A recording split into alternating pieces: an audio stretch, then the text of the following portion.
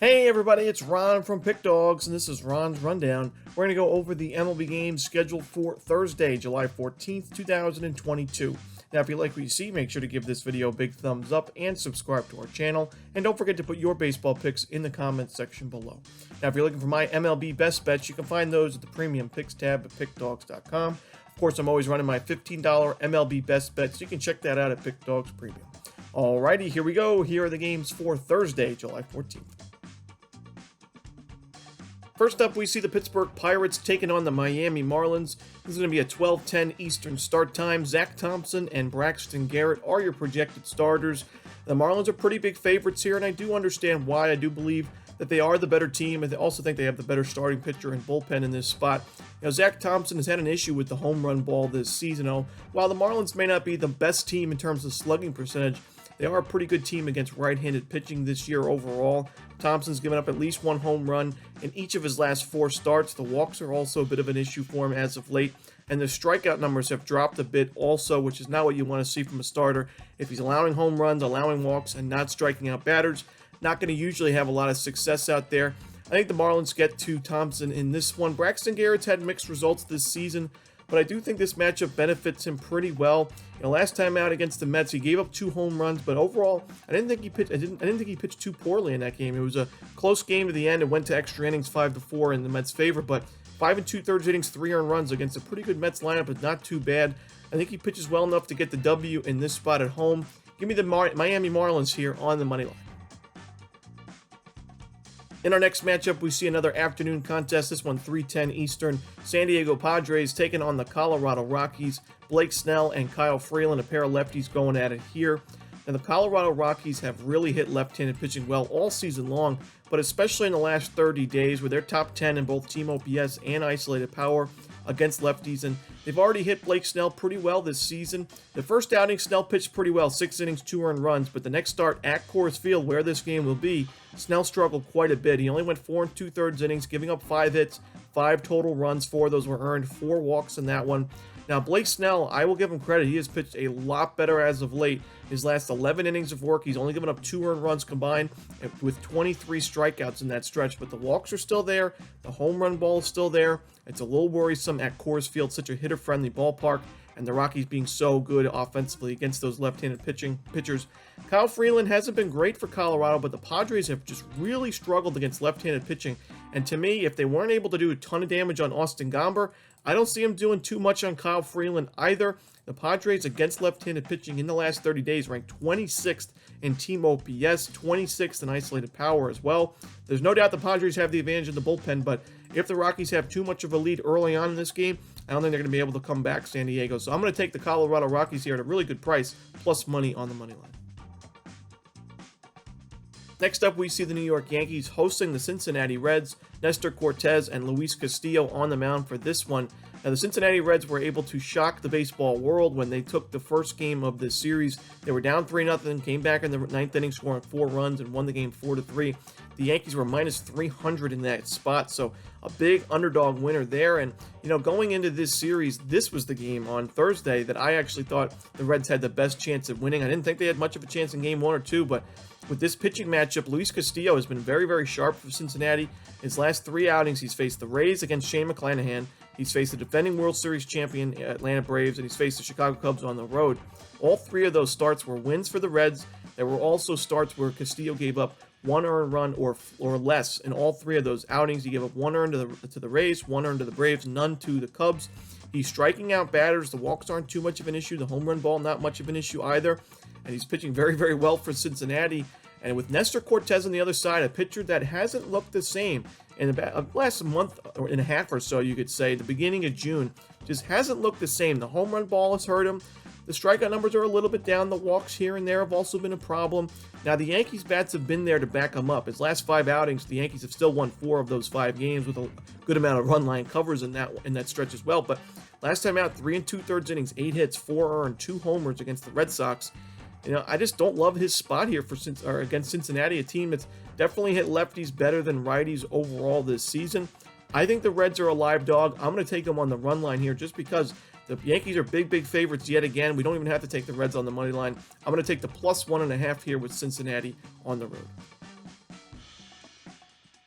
Next up, we see the Atlanta Braves taking on the Washington Nationals. The Braves are big-time favorites in this spot because of this pitching matchup, Kyle Wright and Anibal Sanchez. Now, Anibal Sanchez, it's been funny this season. We've seen him projected to make his season debut a few times already this year, but he was scratched in those starts.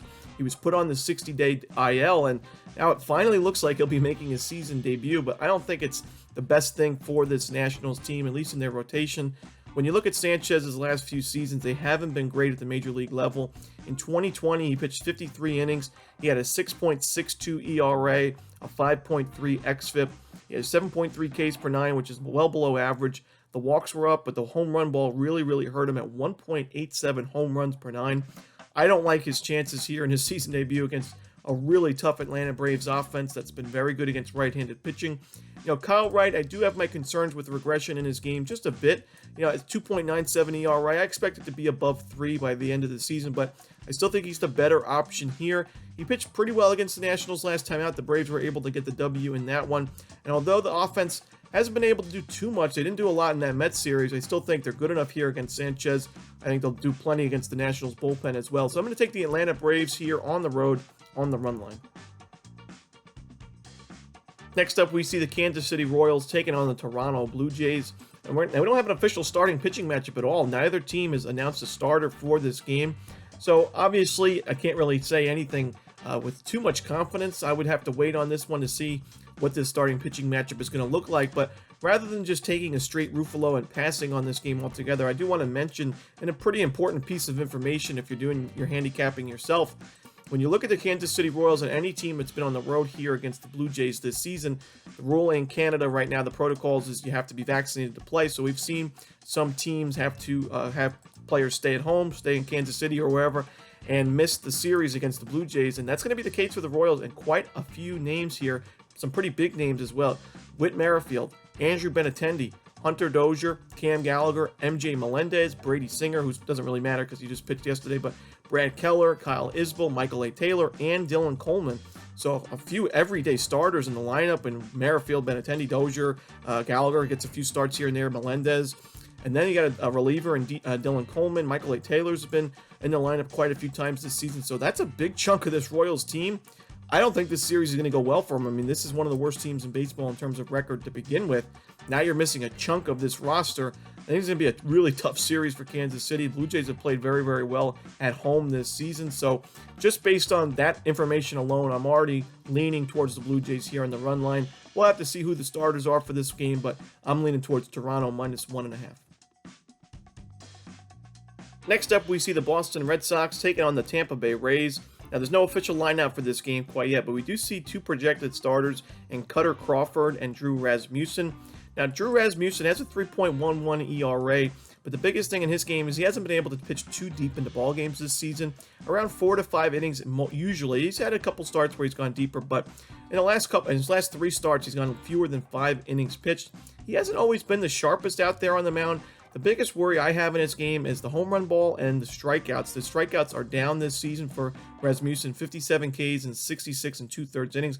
I would consider him a pretty strikeout-reliant pitcher, so that's definitely a concern. And the Red Sox have been pretty good against right-handed pitching this season, especially in the last 30 days. So I do think that the Red Sox get to Rasmussen. And Cutter Crawford, he was thrown into that start against the Yankees in the Fenway series, and although he didn't get the win himself, he pitched very well in that game. 5 innings, 1 earned run, 6 strikeouts against the Yankees. And in his last 5 outings, the Red Sox have won 4 of those 5 games, including a start against these Rays, where Crawford went 5 1/3, no earned runs, 8 strikeouts, and only 2 hits allowed. So I think Crawford's good enough here. I like the Red Sox in this spot on the money line. Next up, we see the Detroit Tigers taking on the Cleveland Guardians. Elvin Rodriguez and Tristan McKenzie are your starters for now. An unfortunate common theme here for Thursday's card. A lot of the games don't have lines right now, so we'll have to see if these are the starters that go. But I do like the Guardians in this matchup. Tristan McKenzie's improved his game quite a bit. I've been impressed with him in his last 2 outings, giving up no earned runs, but no home runs is the big thing for me. He's been susceptible to the home run ball in his career. This season, 16 homers in 93 1/3 innings. But he's facing a Tigers lineup that hasn't been the strongest against right-handed pitching. Really hasn't done much against righties in general this season. So I do think McKenzie continues to pitch well. On the other side, Elvin Rodriguez hasn't pitched at the major league level in quite some time, about a month now. And in the last two starts he had against the Blue Jays and Yankees, they were not good at all. 8 2/3 innings combined, 19 hits, 18 earned runs, and 7 home runs in that stretch. Just can't back him. I think he was tipping his pitches in both of those starts, at least the start against the Yankees. That might not be a problem in this outing, but still cannot back him until he's shown me a little bit more. So I'm going to take the Cleveland Guardians here on the money line. Next up, we see the Los Angeles Dodgers taking on the St. Louis Cardinals. We're going to see Dakota Hudson and Tyler Anderson as your starters. Now, Dakota Hudson is certainly regressing on the mound. That has been the case. His ERA was below 3 for quite some time. Now it's right at 4. Now, he was very sharp last time out against the Philadelphia Phillies, but the previous outings to those were not good. Gave up 6 earned in 4 innings against the Braves, 3 earned in 5 against the Marlins, 5 earned in a 4 1/3 outing against the Brewers. And the Los Angeles Dodgers have been very, very good against right-handed pitching this season. In the last 30 days, number 3 in team OPS against righties. So I think they're going to have a strong offensive outing in this spot. But Tyler Anderson on the other side, he's struggled against teams that have hit lefties well this season. But the Cardinals, they're very powerful against lefties in the last 30 days. Team OPS is up there in the last 30 days against lefties as well. So I think this is going to be a pretty high-scoring game. I think Anderson struggles yet again against a team that knows how to hit left-handed pitching. We've seen it against the Rockies. We've seen it against the White Sox. Even against the Reds, he wasn't as sharpest. I like the over in the Dodgers-Cardinals. Next up, we see the New York Mets taking on the Chicago Cubs. Carlos Carrasco and Keegan Thompson are your starters here. And the Mets are sizable favorites here on the road, minus 140 right now. No total yet because this is a Wrigley Field game. But, Carlos Carrasco, his xFIP is a lot lower than his current ERA. I thought he's pitched pretty well this season for the Mets. He's had a few starts that he'd like to forget, like against the Astros. He had that really rough stretch against Houston, both at home and at Minute Maid Park. But, last time out against the Marlins, he was good enough for the Mets to grab the W. Previous start to that one against the Rangers, very, very strong outing. The strikeouts have been there for Cookie this season, 94 Ks and 93 innings pitched. He's limited home runs for the most part. The walks really haven't been much of an issue. I think he pitches well here against the Cubs, a team that doesn't really have the best power numbers. Keegan Thompson's been good, but if this game gets to the bullpen late, I trust the New York Mets bullpen a lot more and their lineup as well. With a guy like the Edwin Diaz at the back end of that bullpen, the ninth inning closer, it's really tough to beat those Mets late in games. They've been very, very good in extra innings and close games late. Give me the New York Mets here on the money line on the road. Next up, we see the Chicago White Sox taking on the Minnesota Twins with Johnny Cueto and Sonny Gray as your starters. Johnny Cueto certainly struggled against the Minnesota Twins back on July 4th. Now, he'd only gave up 2 earned runs, but he had 5 hits and 5 walks allowed, with a home run allowed as well, and only 6 innings of work. The White Sox did end up losing that game in the late going. We saw Charlie Montoyo of the Blue Jays get fired on Wednesday afternoon. It's pretty surprising to see Montoyo go before Tony La Russa, as the Blue Jays, although they haven't really met their expectations, the White Sox really haven't met their expectations this year, being below 500 in the middle of July. I know there's been some injuries for this team, but I don't know. I mean, this is a tough spot to be in if you're the White Sox. I think this is a really big series, obviously, going up against the division-leading Twins. But I don't really like the spot for Chicago, at least in Game 1 of this series. Sonny Gray's been sharp. The Twins' bats have been strong. They earned a nice walk-off win against Josh Hader and the Brewers on Wednesday afternoon. I like Minnesota to keep rolling here on the money line. They are pretty big favorites, but I'm going to take them to win here. Next up, we see the Seattle Mariners taking on the Texas Rangers with Marco Gonzalez and Martin Perez as the starters.